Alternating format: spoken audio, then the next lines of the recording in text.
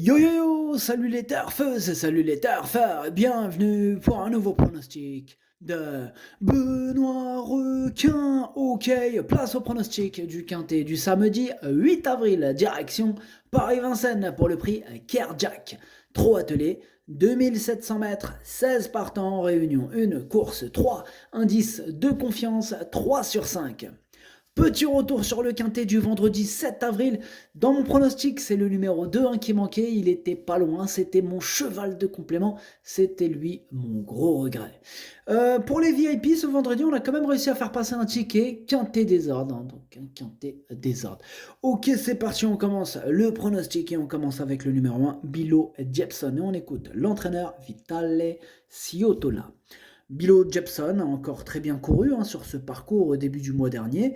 Il a 1, 2, 3. Il a été éliminé depuis et n'est peut-être pas aussi affûté qu'en dernier lieu. Samedi, il monte sérieusement de catégorie. Cela dit, il se montre très régulier et peut suivre tous les trains. À l'issue d'un bon déroulement de course, il peut accrocher une place. Eh bien, moi, ce numéro 1, je l'ai gardé. Bon, en bout de combinaison, mais tout de même, je l'ai gardé. Ce numéro 1, ça donne Nanai en japonais. On enchaîne avec le numéro 2, Fepson, et on écoute Alain-Henri Robin.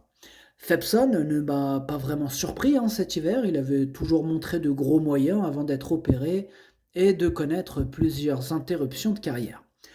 Après ses bonnes performances du mois de février, il a été éliminé à 2 reprises.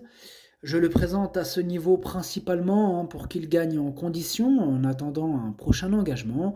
Pour cette rentrée, il faut l'écarter. Là, il est clair, Alain-Henri Robin, il nous a dit il faut l'écarter. Donc c'est limite un ordre, on est d'accord. Il l'a mis sur un ton autoritaire, il faut l'écarter. Vous avez compris? On l'écarte. Moi, en tout cas, ce numéro 2, je l'ai écarté.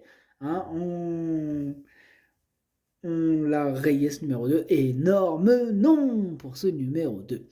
Ce numéro 2 est caqueux. On passe au numéro 3, Héros d'Armes, et on écoute Jean-Michel Bazir. Héros d'Armes a été éliminé depuis le prix de sélection début mars, mais a continué à travailler régulièrement. Il est prêt à fournir sa bonne valeur. À ce niveau, il est capable de prendre une place. Il faut que cela se passe bien dans les premiers mètres. Ce numéro 3, il fait un peu mal à la tête. C'est ces disqualifications qui posent problème. Voilà, donc question de sagesse, question de feeling. Moi, pour ma part, j'ai tenté de l'écarter. Bon, je ne l'ai pas non plus rayé. C'est quand même mon deuxième cheval de complément en cas de non partant. Donc c'est un regret. Un regret tout de même. Donc ce numéro 3 est Domenico Kai. On enchaîne avec le numéro 4, Usain Toll, et on écoute encore Vitale Ciotola. Usain Toll aurait pu s'imposer dernièrement selon son driver s'il avait trouvé l'ouverture au bon moment. Sa troisième place derrière Hussard du Landré et Hokkaido JL était déjà inespérée. Il est resté au top, mais l'opposition est encore plus relevée samedi. Il est préférable de lui masquer l'effort. Si tout se passe bien, il peut rentrer dans le quintet.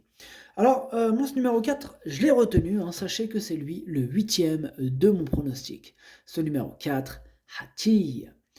On passe au numéro 5, Hokkaido JL, et on écoute Jean-Luc Dersoir. Hokkaido JL a encore fourni une très bonne valeur dans le prix du Bois de Vincennes, où il a échoué de peu face à Hussard du Landré. Il a encore bien travaillé lundi à la plage, le lot est encore mieux composé ce samedi, mais il est capable de rivaliser lorsqu'il est au top comme en ce moment. Il faudra toutefois qu'il bénéficie d'un bon parcours pour terminer sur le podium. Moi, ce numéro 5, il me plaît bien, bon, je l'ai gardé en 5e position. Ce numéro 5, Doi. On passe au numéro 6, Elite de JL, et on écoute Jean-Luc Dersoir. Elite de JL a encore très bien couru dans le prix du Bois de Vincennes en terminant 4e tout près. Elle se montre irréprochable depuis plusieurs mois et affiche toujours une condition physique optimale. Elle se reposera après cette sortie. Face à une telle opposition, sa tâche se complique quelque peu, mais elle n'est pas hors d'affaire pour une petite place. Eh bien, c'est lui, ce numéro 6, c'est lui mon gros regret, c'est lui mon cheval de complément en cas de non partant. Rappelez-vous, hier, mon gros regret, c'est lui qui nous manquait. Donc, méfiez-vous de mes regrets. Possible cassage en vue de ce numéro 6, attention. Ce numéro 6, Kokai. On passe au numéro 7, Émeraude de Bay. On écoute Benjamin Gotz. Émeraude de Bay a encore été remarquable à Cannes-sur-Mer le mois dernier. Elle avait ensuite décompressé un peu avant de reprendre le travail. Elle va se présenter au mieux pour ce prix Kerjack. Il y a évidemment de sérieux clients, mais elle peut suivre tous les trains lorsqu'on lui masque l'effort. Je serais déçu si elle ne terminait pas dans les 3 premiers. Eh bien, il est super chaud. Moi aussi, il me plaît beaucoup, ce numéro 7. Je l'ai gardé très haut, en troisième position. Ce numéro 7, Daisani. On enchaîne avec le numéro 8, Gently de Muse, et on écoute Jean-Michel Bazir. Gently de Muse va courir ferré dans cette épreuve. Aussi, ses chances seront limitées. Il va ensuite disputer le prix de l'Atlantique. Il vaut mieux le revoir. Eh bien, comprenez par ces mots, Jean-Michel, il vaut mieux le revoir. Donc, on l'écarte. Ce numéro 8 est énorme, non. Ce numéro 8, quelques. On passe au numéro 9, Carl Crown, et on écoute Thomas Malmqvist. Carl Crown a connu des problèmes de jambes et a connu une opération. Il a repris l'entraînement depuis plusieurs semaines. Il a fait du foncier, mais pas forcément de la vitesse. Aussi, il risque d'avoir besoin de 2 ou 3 parcours avant de retrouver son niveau. Ici, il me surprendrait s'il terminait à l'arrivée. Moi aussi, il me surprendrait. En tout cas, moi, ce numéro 9, je ne l'ai pas retenu. Ce numéro 9, Kaku. On passe au numéro 10, Frisbee Dame, et on écoute Richard Westerink. Frisbee Dame s'est montré fautif dans le prix du bois de Vincennes, dans lequel il a joué de malchance. C'est dommage. Toujours est-il qu'il revient bien physiquement. Il a bien travaillé en vue de cette course. Pour disputer la gagne, ce sera compliqué, mais il devrait réaliser un très bon parcours et peut se glisser à l'arrivée. Moi, ce numéro 10, je ne l'ai pas retenu, mais bon, après, question de feeling, il pourrait intéresser les amateurs de champ réduit en cas de défaillance. Donc voilà. Ce numéro 10, Kiken. On passe au numéro 11, Hussard du Landré. On écoute Benoît Robin. Hussard du Landré n'a pas raté son objectif dernièrement dans le prix du Bois de Vincennes. Il se présente à 2 semaines d'intervalle et n'a évidemment rien perdu de sa bonne condition physique. L'opposition est plus relevée ce samedi, mais il a prouvé qu'il avait sa place au plus haut niveau. Tout sera une question de parcours, mais il a encore une belle carte à jouer. Moi, il me plaît bien ce numéro 11, je l'ai gardé assez haut, en 4e position. Ce numéro 11, Yomi. On enchaîne avec le numéro 12, Elie de Beaufour. On écoute Jean-Michel Bazir. Elie de Beaufour est sur la montante et me paraît très bien. Je la défère des 4 pieds et le mène en compétition cette fois. Il a une très bonne chance à défendre. Je crains en priorité Émeraude de Bay qui représente la jument à battre. Eh bien, ce numéro 12, je l'ai gardé lui aussi très très haut, en 2e position. Ce numéro 12, Watashi no Nibame no Okineri.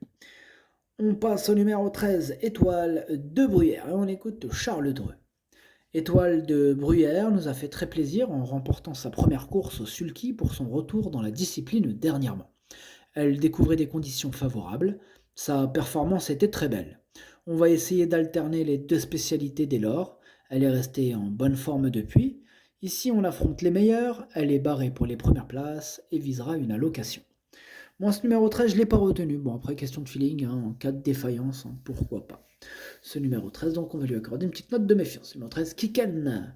On passe au numéro 14, Dorgos de Guèze. On écoute Jean-Michel Bazir. Dorgos de Guèze n'a pas été revu depuis novembre. Il s'agit d'une rentrée. Pour le moment, il n'a rien à voir dans cette épreuve, il faut le revoir un peu plus tard. Bon, c'est clair, on l'écarte. Le numéro 14, énorme non. Le numéro 14, Caqueux. On enchaîne avec le numéro 15, Delia du Pomereux, et on écoute Sylvain Roger. Delia du Pomereux a dû évoluer le nez au vent assez rapidement à Cagnes dans le grand critérium de vitesse. Aussi, je connaissais notre sort dans le premier tournant. Depuis, elle est restée à Grosbois et travaille bien. Elle a réalisé de bonnes performances sur les parcours de tenue cet hiver. Les 2700 mètres ne m'inquiètent pas. Avec une course limpide, elle a sa place à l'arrivée. Alors moi, ce numéro 15, je l'ai retenu en bout de combinaison. Ce numéro 15, Dokei. Et on termine avec le numéro 16, Étonnant, et on écoute Richard Westerink.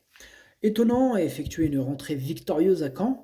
Depuis, il est sur la montante. Au travail, il paraît vraiment bien. Je l'ai travaillé mercredi en Mayenne. Il m'a donné entière satisfaction. Ici, c'est une belle course dans son programme. Je le défère des 4 pieds cette fois. Il retrouve Anthony, qui était suspendu dernièrement. Je crains Élite Beaufour et Émeraude de Baie. Eh bien, ce numéro 16, c'est mon préféré et je l'ai installé en tête. Ce numéro 16, Okineri. Le pronostic, ça donne 16, 12, 7, 11, 5, 15, As. Merci d'avoir suivi cette vidéo. N'hésitez pas à mettre un pouce bleu si la vidéo vous a plu. Pour accéder à tous mes tickets pour la course du Quintet, rendez-vous directement en description de la vidéo. À jouer avec modération. Bonne chance. Chopez-le moi. Ciao.